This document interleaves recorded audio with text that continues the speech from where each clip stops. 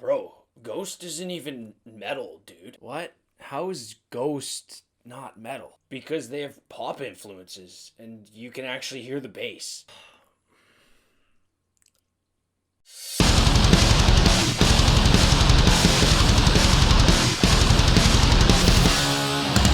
What's up, everyone? Welcome to the heaviest show in the universe. Today we are reviewing Ghost's brand new album, Impera, whether you think it's metal or not. I definitely think that this album is metal as f***.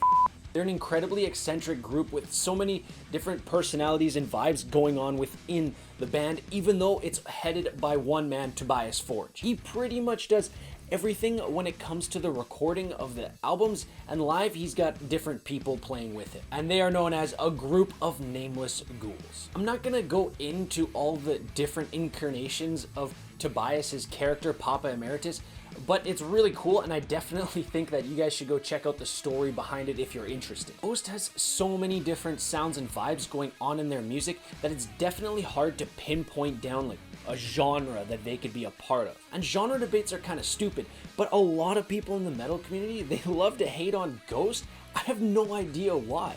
Like, what is there to hate about this band? They're definitely metal, but they're also definitely rock, and they're also definitely pop rock and pop metal.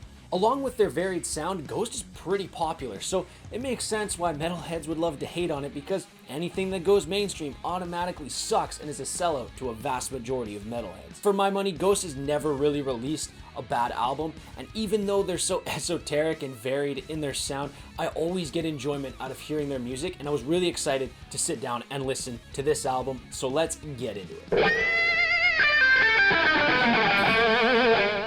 Right off the bat, I want to say that this album is a ton of fun. The songwriting is so immaculate and beautiful, and it shows that there was some other prominent Swedish musicians making contributions on this album, like with Ghost's other album. You see, like I said before, Tobias does a vast majority of the writing.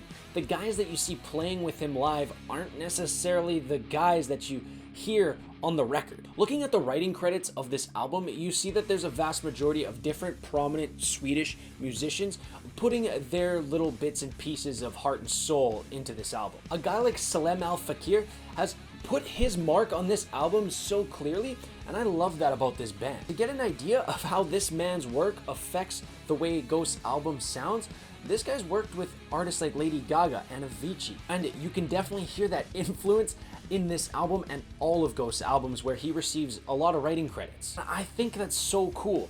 That's what makes metal so awesome, is its ability to incorporate so many other genres of music. Like, you couldn't go to pop and make pop metal, but you can go to metal and add pop into it, and it sounds fantastic. There's like a lot of the time I would get Michael Jackson vibes, and then when they add in the guitar solo there, it really reminds me of Eddie Van Halen on Beat It back in the 80s. There is a huge 80s vibe to Ghost sound, and it's very prominent all the way through. The horror aspect, the kind of darker aspect of Ghost music, it kind of makes it so they would fit right in as the soundtrack to a show like Stranger Things or something. They have an absolutely cool sound that's very unique. An example of this would be a song like Hunter's Moon, or even Griftwood as well.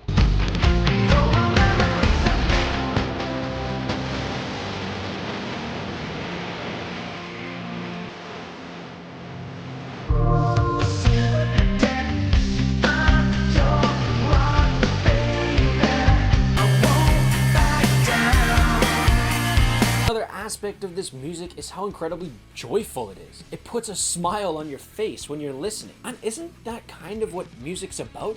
It's supposed to make you feel emotions. You're supposed to feel a certain way when you listen to music. And Ghost music is always full of joy. I don't really know how to explain it. But even with their darker undertones and their satanic undertones, the music is so full of epicness and joy. Listen to a song like Kassarian off this album, and you can see that there's an epic tinge in there.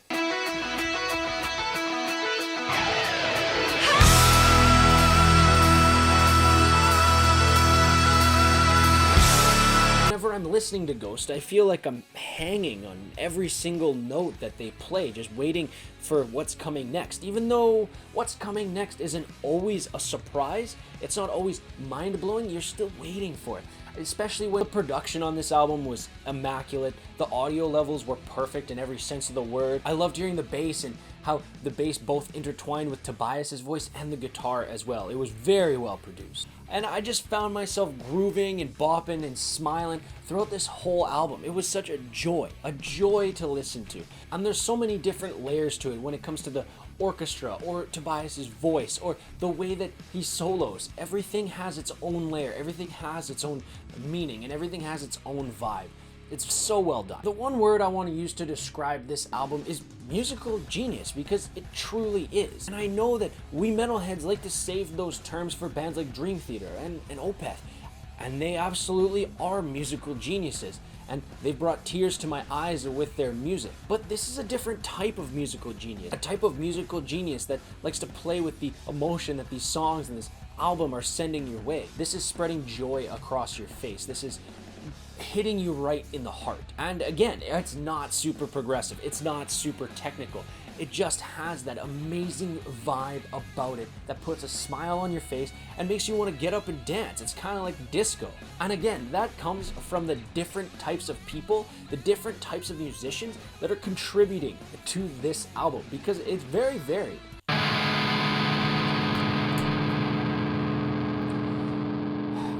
Honestly, I don't have anything too bad to say about this album. The only bad thing I could say is that it's not a 10 out of 10 album. I usually save my 10 out of 10s for the legendary albums like Rust in Peace or Blackwater Park. Albums like that, because those albums are so influential and transcending of a genre that they influence generations of people. I don't think Ghost is influencing generations of musicians with their music.